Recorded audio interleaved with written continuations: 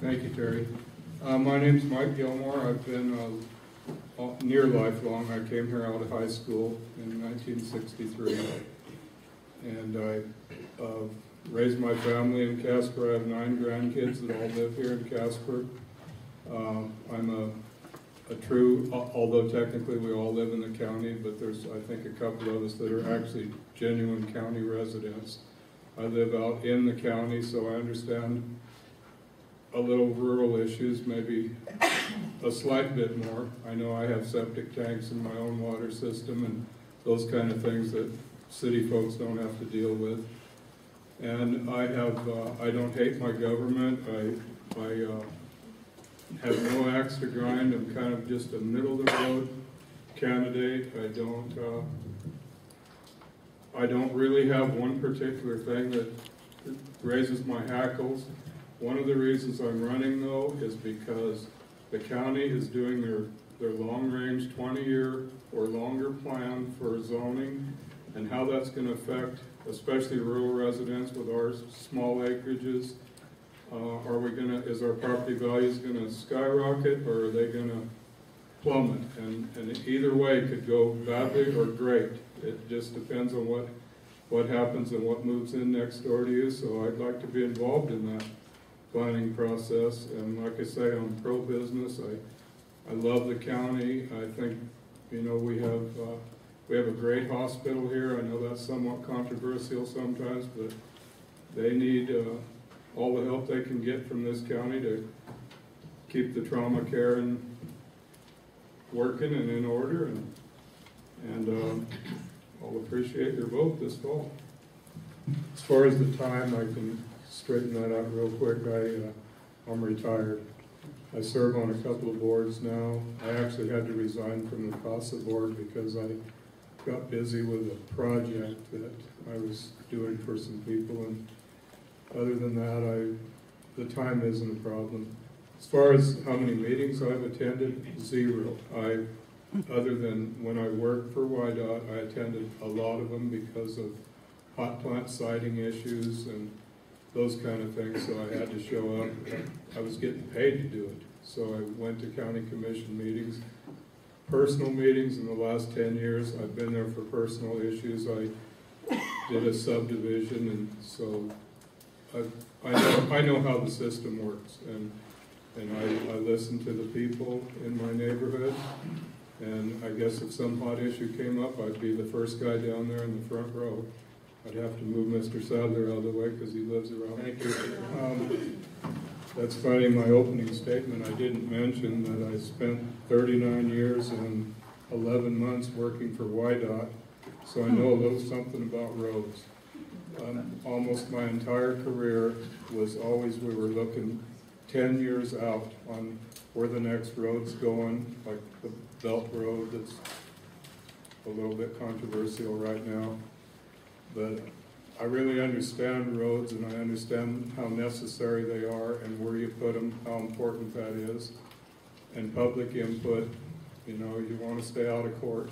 That's another thing that any entity, I served as a Wyoming legislature on the transportation department, or the transportation committee, and we spent a lot of time on roads.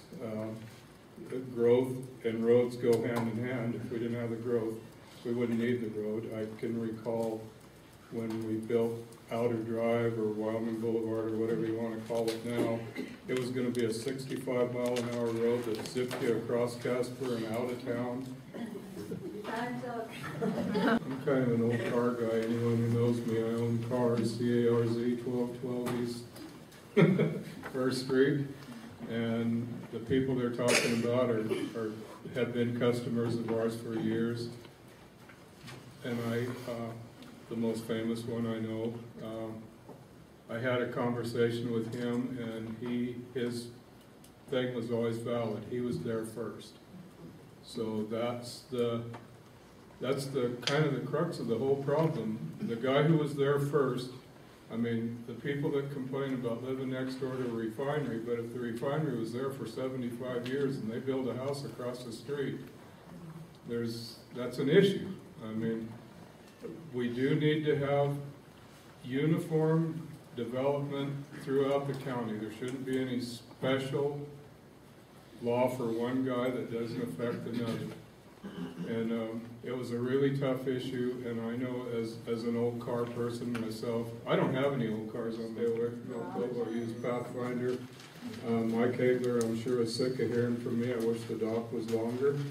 There's a Clean Water Act that actually has money available, and I've always wanted the county to pursue that and build nicer stuff at Pathfinder too. Pathfinder is a jewel that we're ignoring. We spend a lot of money at Alcova, and I'm not saying we spend too much. I believe in recreation. That's what I retired for, to run my boat at the lake. So yeah, I'm for it. It needs to continue, and the county's budget is $50 million, and are they putting it all in the right place?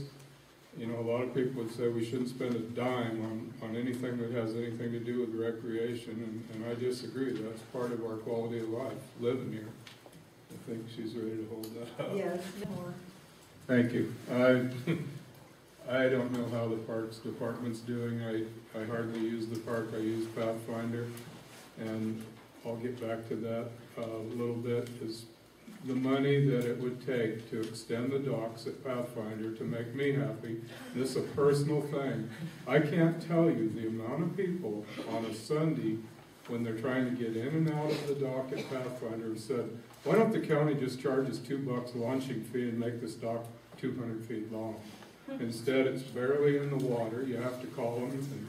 So that part is maybe a criticism and that the county is not hearing. On the other hand, the bridle trail and what they've done on the mountain is incredible, and I'm all for them. I don't mind it. It's money well spent. There is some money available to the county through the Clean Water Act, and it's every time you buy a fishing lure, about a penny goes to the feds, to the Clean Water Act. It's called the Brew Wallop Act. There's actually a guy in Wyoming that was part of it. You're out of time. Well, as a former legislator, the governor came to us. I was fortunate enough to get elected the year the state went broke. And he said, we're going to cut everything by 5% whether you like it or not. Every agency, I just want a new budget. Well, that made really hard things happen. And do I support the tax? You're darn right I do. I think that's the best, fairest way to get money to run this county, and this county is growing. More people come, we're going to need the money even more. No matter what we cut, we're still, if another 20,000 people move into Natrona County in the next 3 years, we're going to need the money. And it just doesn't come off of a tree. It's, people support it. No one's really complaining too much about how it's spent. Well, they do, but that's human nature. So yeah, I support the tax, and I will continue to support it. Yeah, I think some of the county roads, people have a little bit of a misunderstanding. I was talking to someone who lives out just off of Salt Creek in the Blair Lane area, and some of those roads they're terrible. But the truth is, they're not county roads. They belong to the subdivision when the developer developed them. So the county's getting blamed a lot of times for a road that really isn't even a county road, and they would have no business maintaining it. I'd like to see them have the money to fix up those roads for those people that live there. I don't think most of them are still alive when they were originally subdivided and had homeowners associations to fix them. But continued maintenance on county roads is a never-ending task. It's not going to end, and if the county needs to budget for another blade or motor grader and more gravel, I'm for it. And that's we need to direct the money there, and they do need care. As long as the neighbors have a say. I'm kind of a strong private property rights advocate myself. Don't ever believe the county when they tell you that you're applying for a simple subdivision. There's no such thing. It's not simple. It cost me $3,000 to drive over 5 foot of my son's property. So, do we enforce these rules? Yes, we do, but not with an iron fist at the county zoning and planning office. And that said, I agree that we need orderly growth and we need zoning, and the long-range plan eventually will take that into consideration. And whether it does or doesn't, I don't think the county has went overboard on taking anyone's private property right. Do citizens get listened to? The ones that show up at the commission meetings do. Short of that, obviously there was something that happened on Salt Creek that Time's up again. I would concur. I think that I've never heard of much strife between the other elected officials and the county commission, although the county commission does hold the purse strings. I know that the sheriff goes to the county commissioners and says, this is how much money I'm going to need to run my department. And if they see a bunch of fluff in it, I think most of the commissioners, if I was on the commission, I would maybe throw the BS flag on a few things, but I think that happens now. That's not a criticism. I think the county, in general, the auditor, the county clerk, the elected ones, all have a budget. Some won't call them meager, but some of the budgets are not that big, and maybe they do get rubber stamped a little bit. The big agency is obviously going to be the sheriff. Unfunded mandates, I heard that a few thousand times. And the truth is that happens, but what people don't realize is you and I don't really have a lobbyist just as citizens. The county has a pretty good lobbyist group. It's the County Commissioners Association. And believe me, when I was in Cheyenne as a legislature, they never missed a meeting. They were there with their hand out, explaining the problems. And our job, and I would like to continue that, our job as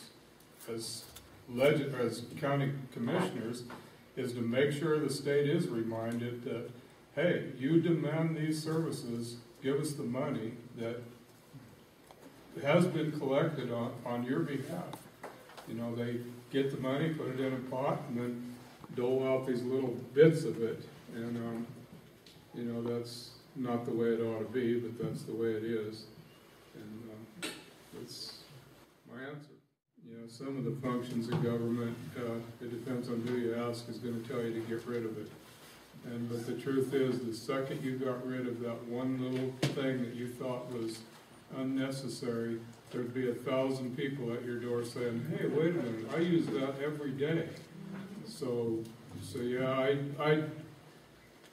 I'm not, you know, I'm not one of those let's axe this program and make a lot of waves, you know. I'm sure that there's places out there, and that's a good question to ask each department head. Hey, is there something that you're doing right now that's redundant or just silly? Can we get rid of it? But don't just willy-nilly start cutting things that government provides because it makes you sound good or gets a good headline in the paper that the county got rid of picking up the garbage on the mountain road. You know, I mean, I know that someone would complain and say we use that service.